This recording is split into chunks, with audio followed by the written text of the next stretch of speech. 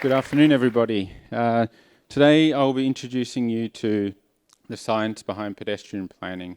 Many of you may not actually have heard of what pedestrian planning is itself, but I assure you it has a big impact in the spaces we interact with every day.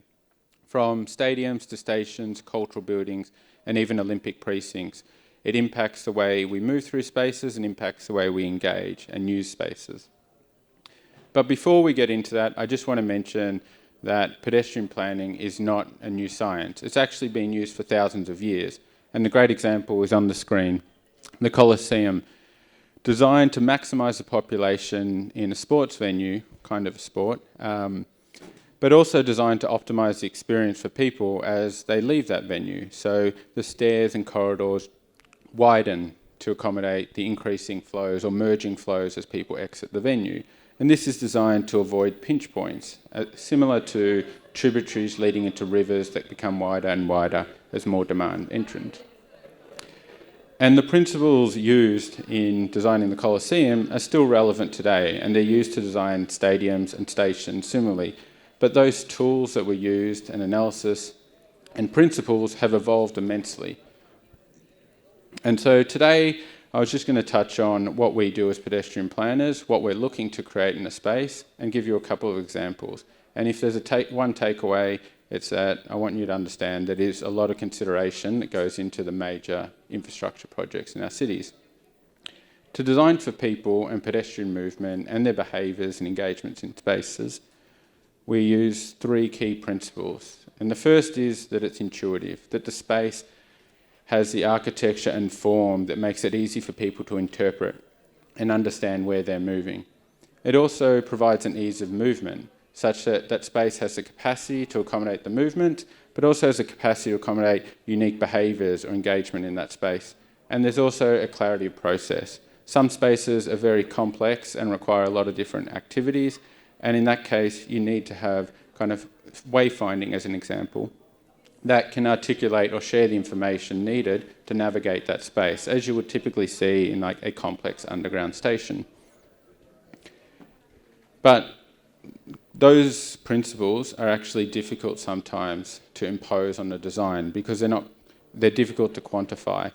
And depending on the project or the client, extremely challenging to implement. And so we do have performance metrics, and these are used to quantify the impact. The key and fundamental metric that we use is level of service, and this reflects the density of pedestrians in a given environment and can reflect a queuing environment, a walkways environment, and other elements. And it is all very contextual. On the screen, you see level of service A, which reflects a spacious environment where people have a lot of space to move around, right through to LOS F in red, which is a very dense environment, difficult to move around, and actually very uncomfortable for people to be in. And all of the indices and ranges that we use for LOS are tailored for any given project, any building type, and the element, whether it's a stair, a walkway, or escalator, as well as the intended experience that we're trying to achieve. LOSC that we're trying to achieve in a station is actually quite different to that in a gallery. In a station, people can feel comfortable in a very dense environment, high flow, but in an art gallery want to create more space and give people the freedom to stop and engage with paintings and so on. And in terms of how we actually quantify these metrics, understand the movement of people in a space, forecast what the demands might be, we use a huge range of tools, ranging from 90s style spreadsheets right through to detailed simulation models. And this is kind of a 3D simulation of agents moving around an entire building or entire precinct. And we use a full suite of tools on any given project. So that might be spreadsheets to do fast turnaround of analysis that can input into the design of a space before we even get into the detailed modelling. And the modelling is really cool. It's got lots of little agents, but takes a lot of time to produce and provides a huge amount of value in terms of the analysis we can get out of it and then understanding the nuances of complex behaviours interacting and conflicting with each other. And so with those those parts of our process. So we have the principles, we have metrics we're trying to achieve that are tailored for a given space, and we have the tools that we apply. But we also need to understand the full journey that makes up kind of the patron experience.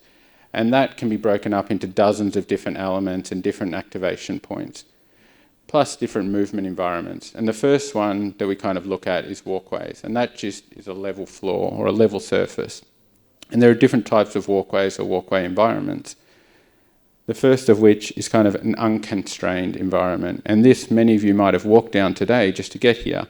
And it's a dedicated path, primarily uniform movement up and along the corridor there.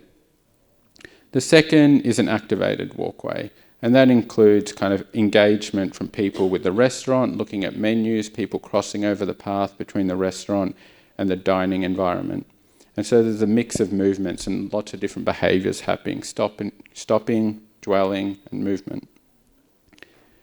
And then the third are walkways with obstructions, or obstructions in walkways. And on the screen I'm showing bollards, as this is a relatively new obstruction that we're seeing in cities today.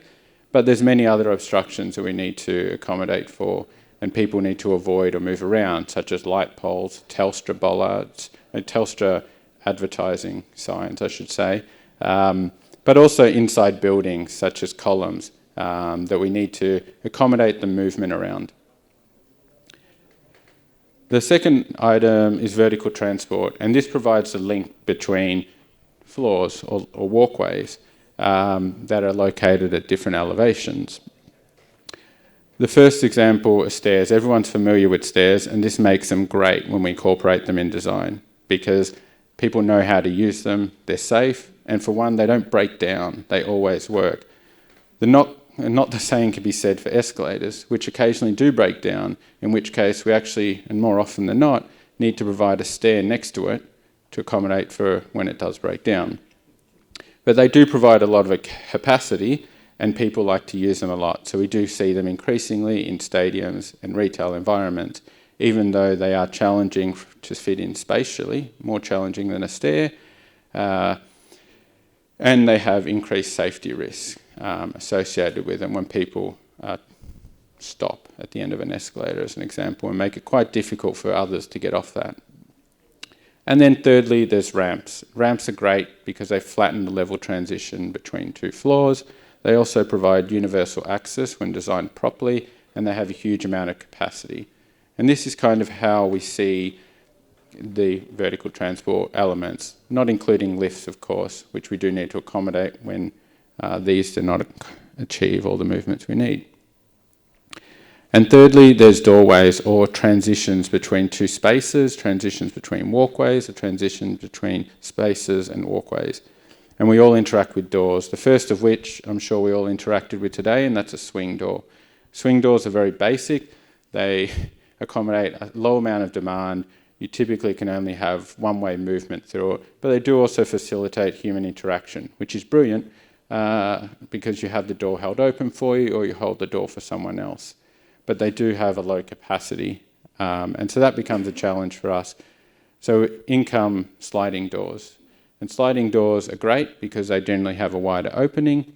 They accommodate more demand because of that, but spatially they're very challenging to accommodate because they require a huge amount of width to actually fit into an architectural or into the space that we're trying to design. And thirdly is a revolving door. Revolving doors are great from an energy perspective because they reduce kind of the air transfer between the inside and outside of the building, so you can maintain that nice climate inside. But again, they have their challenges. They don't have as much capacity as, say, a sliding door or a wider opening. And therefore, you'll often see in office towers, they're installed in 2s and 3s. And that also provides redundancy in the event of a breakdown. And they're also paired with swing doors or powered swing doors, because revolving doors do not actually accommodate universal access. So we always need a swing door next to it for wheelchair users, pram users, etc. And so with all that kind of pieces together kind of the goals that we're trying to achieve, some of the kind of high overview of the tools and the metrics we're trying to work on, and some of the elements we kind of look at in detail. And so I'm just going to take you through two quick examples that you might be familiar with a grand or on a grand scale with that are occurring in Melbourne. And the first is a performing arts venue, and that's the Arts Centre of Melbourne, which is currently undergoing a massive redevelopment, the entire precinct, including new buildings and the public realm. Specifically, I'm going to talk about today is the theatres building, which is located underneath the spire. That spire building, and below it, outlined in green, are 3 theatres, all located below ground. This is a huge cultural hub for Melbourne, and the redevelopment, whilst trying to improve the experience for people and bring it up to scratch with the world's best performing arts venues, is also trying to maintain the characteristics and character that it has today. And so a big part of this was to understand the existing conditions and understand how we could improve that. And part of doing that was to undertake a huge amount of observations. And so we were on site for hours and hours, from well before people started arriving to the venue to well after people had left the venue, trying to understand how people interact with the space, how people are using the escalators, how they're visiting the bars, how they're dwelling, all that sort of information. And this was done on Friday night events, on Saturday afternoons, because the behaviours are quite different, as is the makeup of the audience. We then use CCTV footage to undertake manual counts, so we're trying to assess the rate at which people are exiting the venue, so we can inform our analysis, but also understand how many people are using the escalators versus the stairs, and how many people are using other parts, and how long people are dwelling in different spaces. This is at the moment done with manual counts, typically. Preferably, we'd like to use computer vision to do this, but there are challenges around accuracy and so on. If anyone has something to offer, please come and speak to me, because it'd be hugely valuable and save me a lot of time. In terms of the third item there, interviews. And so we spoke to the staff. So the customer service people on the front line, the ushers, they're the ones who deal with the users, the customers in the building. They're the ones who are trying to identify how to make the experience of people better in that space. And so it was really good to talk to them to understand where they think that could be improvements, both to the user behaviour, how we can kind of curate their behaviour a bit differently, but also what elements of the design could be improved. And this was really good to get their insight and get their buy-in to the process. And so with that, we build a kind of 3D simulation model of existing conditions to understand. And so what you'll see on the screen here is the State Theatre, and we'll slowly zoom out to the entire building. The dark red area represents the internal areas of the theatre, and what you see there, the blue level, is actually street level. And so everybody is trying to exit. This is a model of existing conditions at the end of an event. You'll start to see on the right-hand side of the screen, there's pink and blue agents actually exiting, and many of them are targeting that one escalator. That one escalator is hugely popular in the existing building because it's the way people entered. So people intuitively want to exit the same way they entered the venue. And the alternative are stairs that wrap around on each other. And it's actually quite difficult to see where that stair might go. And so they all continue to target the stair. And this is behaviour you can go and see on a Friday or Saturday night. And that queue gets quite large and actually blocks access to the stairs or to the lifts temporarily. But you also now see that there's green and blue people coming up from Fairfax Theatre. And shortly you'll see on the left of the screen some purple and blue agents coming out, exiting Playhouse Theatre. The blue agents walking across the screen to your left, they're all targeting the car park. So they're all trying to exit. And they're moving through this square that is Smorgon Plaza, a really important hub in the theatres building itself. And so it creates this big mix of flows in this environment. And something we're not actually showing there is there's actually furniture through that entire square. There's going to be queuing at the end of an event for the cloakroom, there's queuing at the bars, and there's people just dwelling after the show to talk. And this gets very, very busy. And the reason we don't show that in the existing conditions is we're trying to understand the unconstrained movement in this environment, such that we can plan around that. Maybe we'll move the cloakroom in the future design to the street level, or maybe we'll move it lower. But in this case, we want to understand those unconstrained movements and see where the spaces are that we can actually accommodate those activations that aren't going to impact the movements. And so with this existing model that we create, we're actually able to get a really good understanding of how it behaves and where there are really good opportunities for us to improve the performance of the existing building and identify opportunities for new vertical transport and new activations.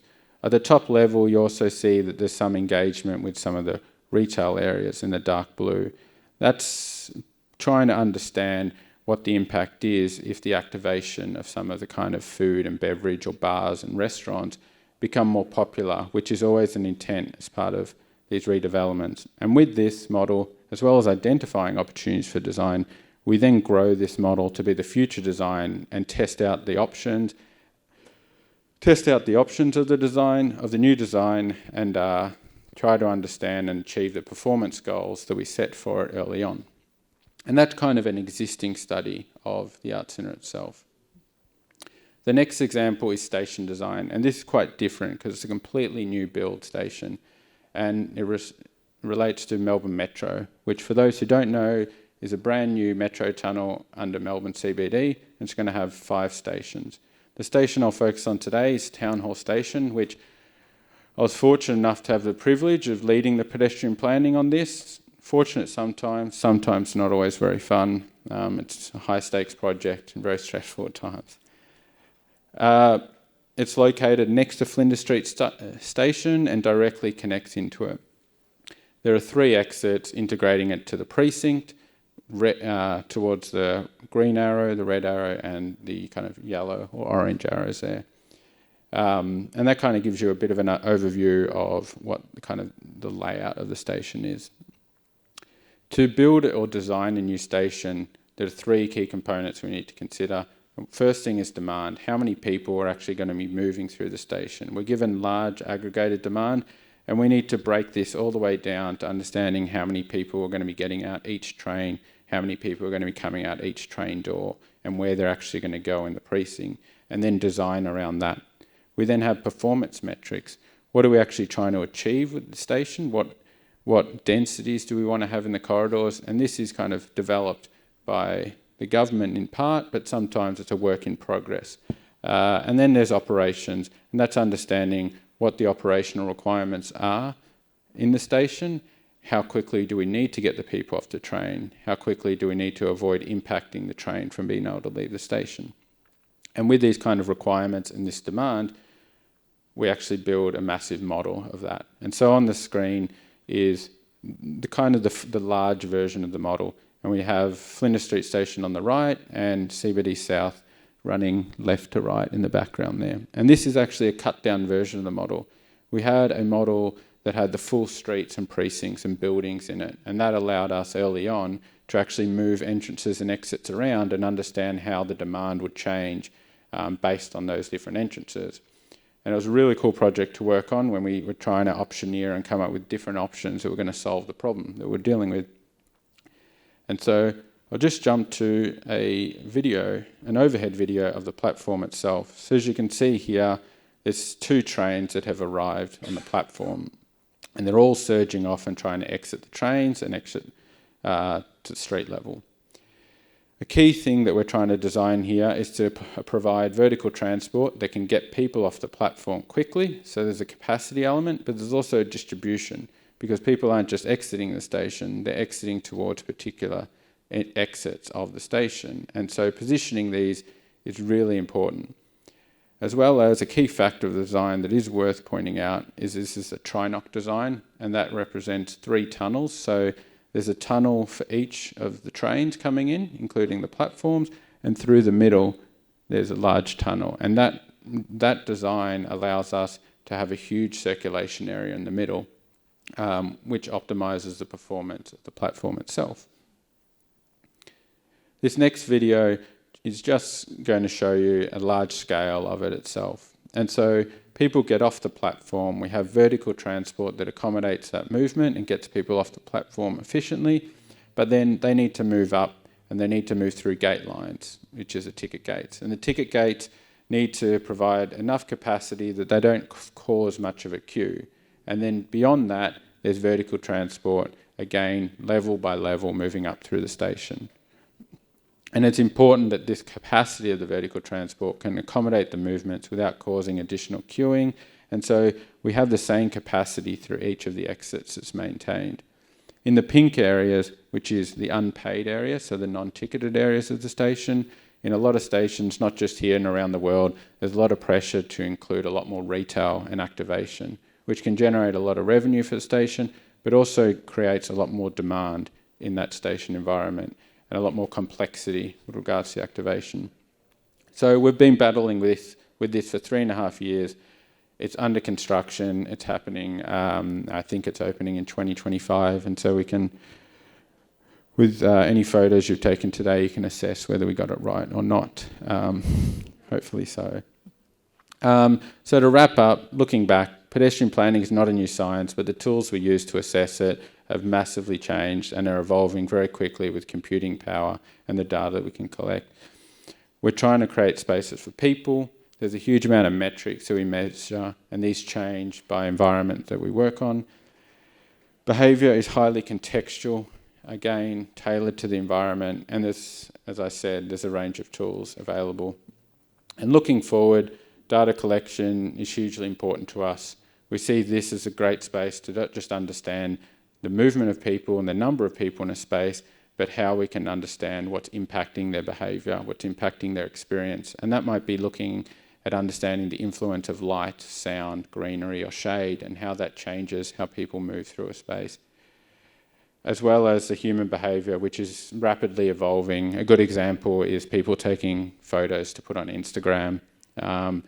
It seems like a funny thing to include, but a lot of people are stopping, taking photos. They don't just stop and take photos, they stop, edit, take photos, group around, and that actually takes up a huge amount of space in some walkway environments and is causing problems. Whether we should design for it or just manage that behaviour is one thing, but yeah, there's a lot happening in the space. And yeah, it's pretty exciting. So I hope if there's a takeaway that you learnt that pedestrian planning is a thing. Okay.